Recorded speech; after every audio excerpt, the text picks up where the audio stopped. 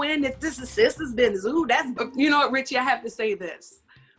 People think that I was sitting at home eating bonbons, waiting for my sister's checks coming up in. But I have news for everyone. You want to know the truth? I do. I want to know the truth. Receipts, honey. Oh. Well, he's a cutie pie. I might put him in Potomac. Okay, yes. Yeah, he can come right on to Potomac. Oh.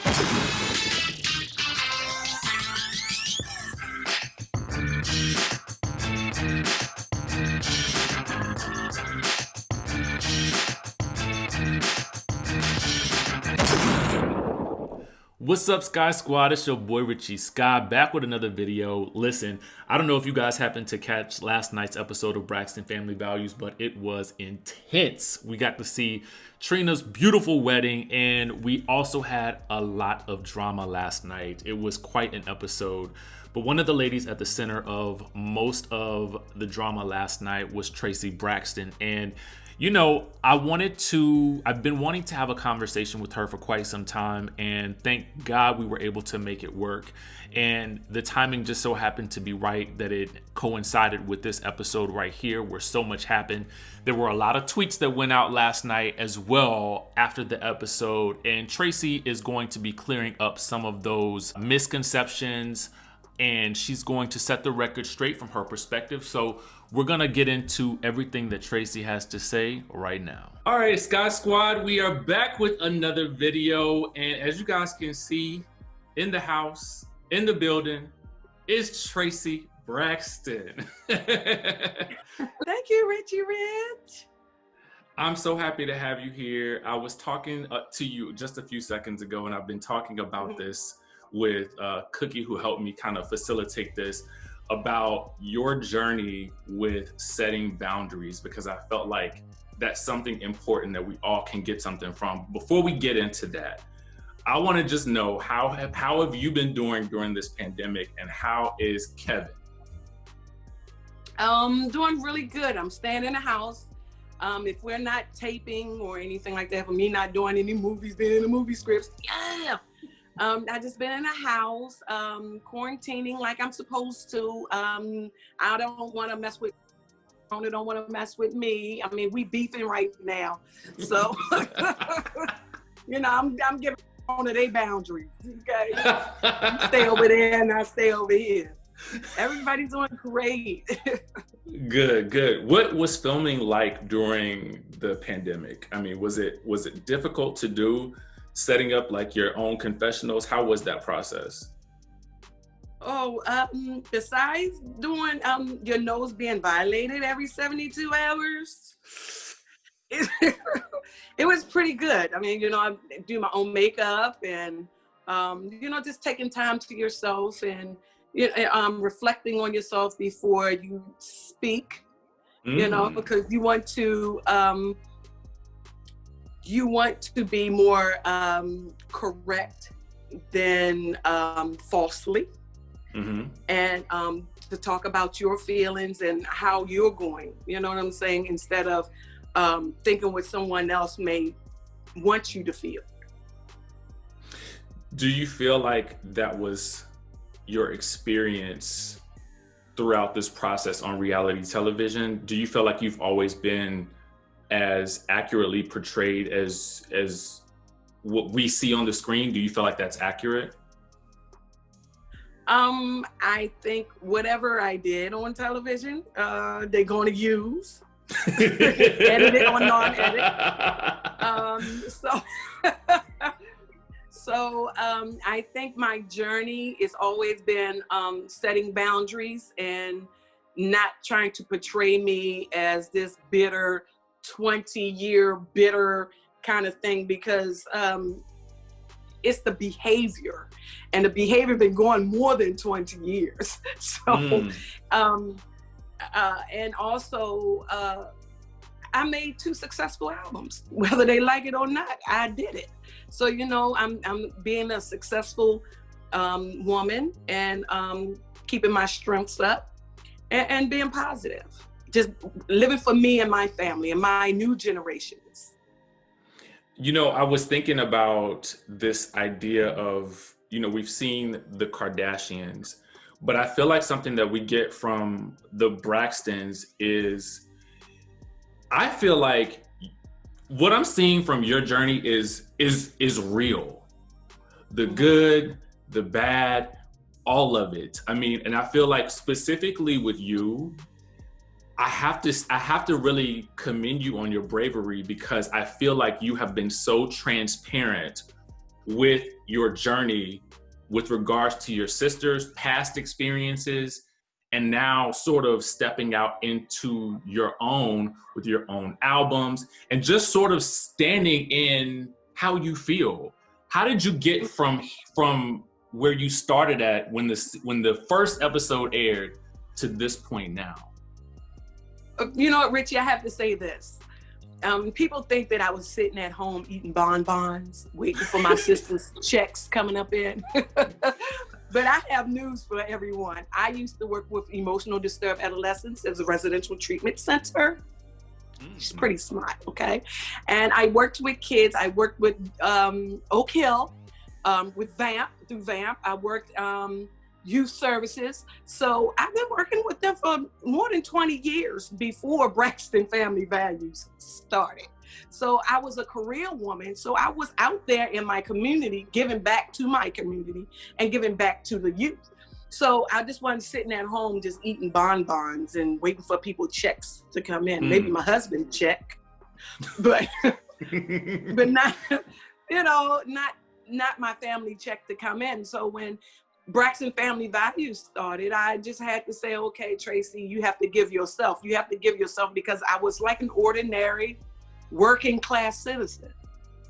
That's what it is. And have a family and going through some things with a family, and, you know, and then having siblings and family that keep thinking that you're not supposed to have no family. It's just us.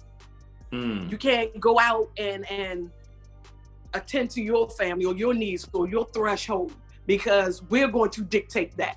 And I'm like, no, you can't dictate what's going on in my threshold, because people got boyfriends. I mean, I've been with my husband for 28 years, married 25 next year. So, I mean. Let's talk about that real quick, because there was a moment in last night's episode where we saw you kind of have a little bit of a moment of tension with one of the boyfriends on the show.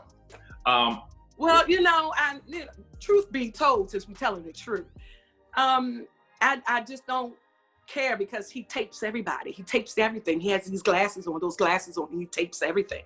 So to me, that means you're searching for something, you're trying to want something. So you know, even though my family knew him, or when we taped back in the day, you did the album of the Braxtons, that was about 28 years ago, but I don't know him. I only sung with you, I've been in the studio with you 3 months out of those years. So I was a committed woman working and, you know, dedicated to my family. So I don't know him. To me, when you wear glasses like that and taping people, to me, you're looking for some clout. To me, that's what it is.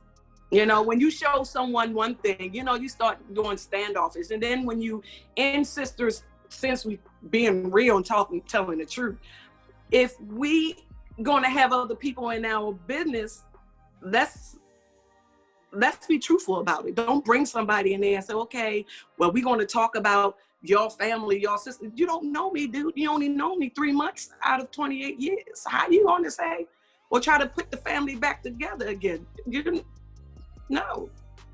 Ayana didn't do it. Dr. Phil didn't do it. I mean, what? Do you think that sometimes, Bishop, no one.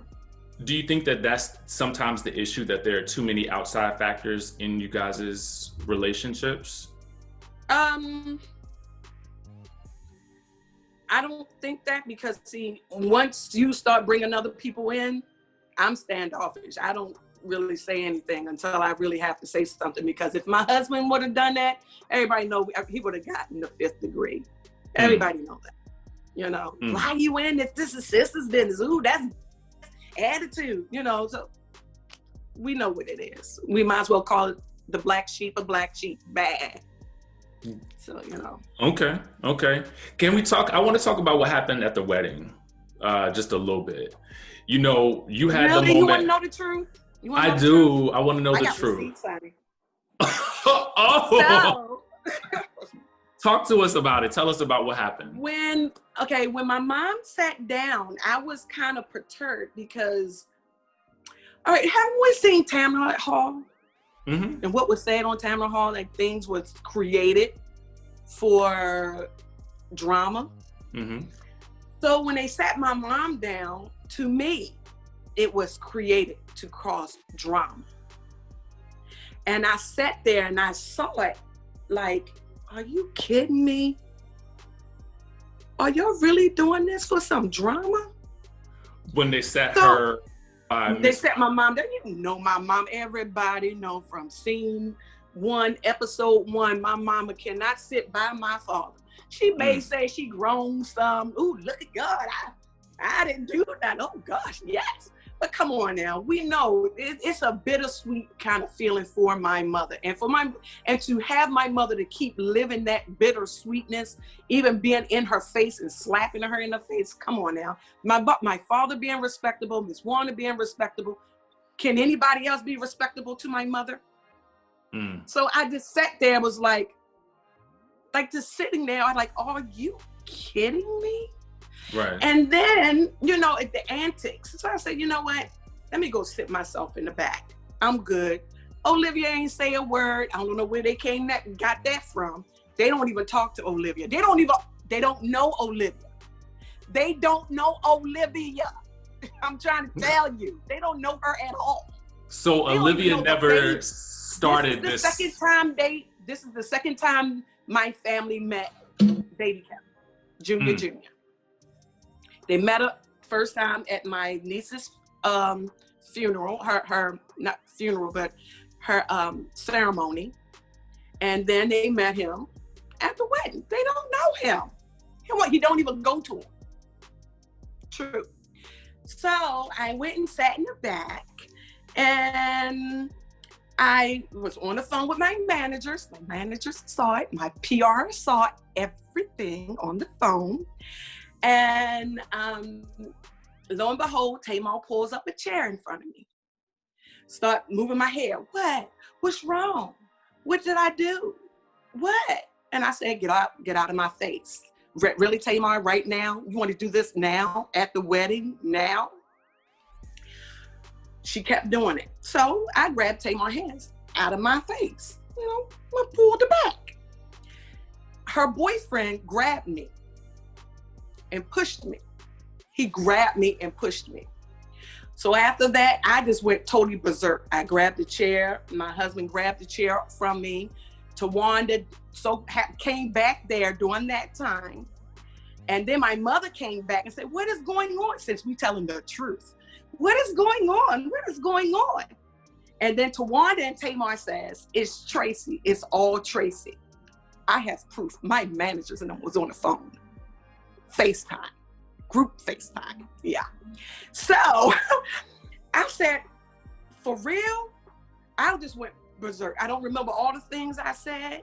Yeah. But I was so mad he put his hands on me. My brother asked him, did he put his hands on me? No, I was just trying to help. My husband asked him, he put his hands on me. No, I wouldn't do that. My son was getting ready to smack the piss out of him, okay? They telling people that I need to leave and my husband needs to leave, okay? Sir, my son was supposed to be upset. This man put his hands on me. Fast forward, I have receipts because he threatened my husband again. He told my husband, it's in black and white. Yes, I put my hands on her and I will do it again. So if we want to be truthful and honest, let's be truthful and honest. I don't care what you do. You can steal from mama's pocketbook. I don't care. I'm telling the truth. And if you want to be real and truthful about it, let's be. Just like I said, yeah, I know I act a fool. I'm supposed to. Somebody put their hands on me. And if vice versa, back in the day, or we would already jumped him. But now we got these entities in our lives. I don't know what it is. But Wow. I'll be the last person that he put his hands on. I guarantee you that. It's just the same behaviors. Like her assistant put his hands on me. So, I mean, it's the same behaviors. So, yeah. So that's what happened at the wedding. I wasn't didn't ready. want any drama. I didn't want any drama because it was Trina's day. That's why I removed myself. I didn't want any drama. Yeah, I even had somebody shake their in front of twerking and lick they like that at me, and my managers and them was on the phone. They synced everything. My PR, my managers, I had it on group text. Group, don't you know how you have the group thing? Yeah. So why was it that they said on this show that this was Olivia's doing?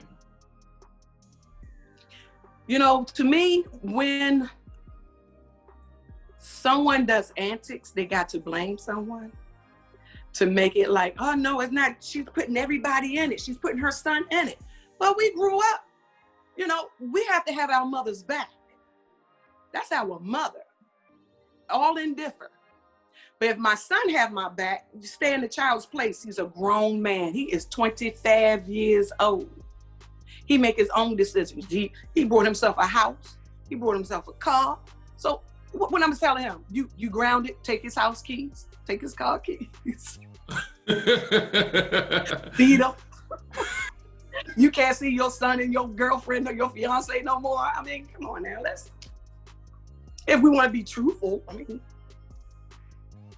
So, you know, to me, it's so disheartening. I bite my tongue. I, say, they're my sisters. I love them, and I get these things on social media that my sisters put out on me and just be just so mean and just, you're not just someone off the street or a fan of a fan. You're my siblings. And it's so disheartening. Like, are you kidding me? This is what we need to do? But guess what? Everybody's family go through that. So that's why we're doing Braxton Family Values. Everybody's family goes through that. Everybody got a family that, a family member that feels as though I can say anything I want to say, but you better not say nothing. Mm. Or they got a family member that, okay, I'll be quiet. All right, I'll just take it in. All right, I'll be the polite one. Or to be the one that, you know what, I just don't see nothing. I just, okay, I'll go a blind eye. Or you have a family, you have different facets of family and everything else. But it's just so, I'm tired and I'm hurt. Mm. For the want of what? Of what? Because I'm setting boundaries and you're mad because I'm setting boundaries and I'm no longer allowing you to treat me a way that you're accustomed treating me. I can't do that anymore. I have to do it for myself. I have 2 grandbabies. I have an 11-year-old and a 2-year-old. And I'm trying to build an empire that they can be proud of, that my legacy can keep going on and everything else. I'm the only sister with grandkids. Tawana kids in junior high. Tamar's son is 7, no 8. They children. They're children. I have a grown son. Trina have grown kids. My brother have grown kids. Tony kids, they on that cusp, So I just don't get it that siblings can be upset and mad because you make boundaries for them and boundaries for other people to treat you the way that you want to be treated. Wow. So what happens next? How do you move forward? Or is it that you just move forward on this journey by yourself? And if they come around, they come around. How do you deal with that? Because there's somebody else, there's somebody who's watching this, who's going through the same thing. How do we coach them through it? Continue with your boundaries. Don't be afraid to say no. It's okay to say no. You know, sometimes we get afraid. No, I don't want to say no to them. I don't want that repercussion. Oh, they're going to be mad at me forever. And it's okay to say no. God darn it, no. It's okay to say that, you know, and just keep on with your boundaries. Because guess what? Either they going to fall or you going to crumble. Which one is it? Because I'm not going to crumble. I'm going to keep on being the person that I know I need to be to better me, to be the better Tracy that I know how to be, especially for my grandkids. You know, as I was watching you last night with the therapist, I actually was shedding tears because I could relate to just the feeling of loss and just, I almost felt like you broke free in that moment. How has therapy been for you as you've gone throughout this journey? Therapy, it continues to help. You know, I don't see a therapist every day. That means you're in a facility if you see a therapist every day. So whoever's saying they see a therapist every day, now unless you're in a facility, because you know I used to work in a facility, you don't see a therapist every day. You understand what I'm saying? So I see her when I need to see her, especially when I know my strength is dwindling and that I'm second guessing myself. Yeah. But you know, seeing a therapist, it helps. And us as people of color, is I mean, you don't need to see no therapist. Just talk to yourself. You got the mirror. Yeah, you can talk to me. But just because you talk to someone else may not let you get your point across or get these feelings out or feelings off your chest, because everybody has an opinion. Everybody got an ass, because the ass, you know? So, and then losing my niece, it was like, and then realizing I had to let her go. It made me, it devastated me, because right then and there, I knew I had to let my sisters go as younger siblings, because that's what they still see me as. Not as a woman, an entrepreneur, or someone that's setting boundaries, or a grandmother, or someone that want her queendom and taking over her threshold of her family. And so that was that moment for me. It was powerful. I just got to tell you that. And I had to actually take a couple of minutes after I saw it to just kind of collect myself, because you don't see that on television a lot. Do you think that you will continue to do Braxton Family Values and television as you proceed into like your next chapters and doing your next activities as a career woman? I don't know. I think as long as I can help someone and to give them that empowerment to say, no, it's okay. It's okay to set boundaries. It's okay to have your own set family. I don't know, the sky's the limit until people say no, they don't want it. You know what I'm saying? But I'm always be a teacher. That's who I am. Whether you like it or not, there's someone out there to need to have help. There's someone out there. Yeah. I mean, I need help. I'm not the only one. I'm not the only being in this world. So.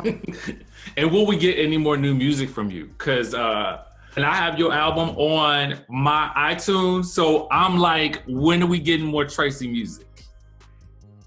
Okay, y'all got a little sneak peek. A little sneaky. You know, Valentine's Day when I did her, that was nasty. Ooh, it was right for the people having babies listening to that song. It was on. Yes, you will hear some more music. You definitely will hear some more music. Okay, good. Because, you know, I feel like this. Don't be afraid to put out more music during this quarantine, because we need something to do. You know what I mean? Yes, and, you know, I'm in movies. So, you know, I'm doing movies and everything else. So I'm excited about that. I'm acting, and acting's been helping me, too, with my boundaries and how I could come across someone instead of You know what I'm saying? I'm an Aries. You know, sometimes, you know, when the Aries get kind of, you know, ticked off, we're going to give you the whole horn. And it's just, it helps me a lot to, you know, articulate and hold back and get my vocals and my voice out. Yeah. And you mentioned movies real quick before we jump off. Like, is there anything that we have to look forward to coming up? Yes, Christmas lottery. Okay. But you have to see it. It is good. And it's life lessons and things like that. But you have to see it. Christmas lottery, that's coming. I think December 12th. That's Saturday. Okay. We will be on the lookout for that. I wanted to make sure I plug your projects that are coming up. And I want to say thank you so much, Traci. I appreciate you. Thank you so much. The audience appreciates you and your transparency. Thank you. I didn't know I gave you a whole earful, honey. You did. We all being truthful and honest. I mean, you know, I don't go on social media and tell family business and stuff. I'm just kind of, you know, just part of my boundaries. Just tired. This is what I'm not going for anymore. You know, just because, you know, they're my sisters, I can't do that. No. I can receive that. And I think that anybody watching this will too. Traci, thank you so much. Skye Squad, make sure you guys continue to look out for Traci's next projects. Listen, you lit this thing up today, Traci. I appreciate you. And listen, a match. We're going to catch you guys in the next video.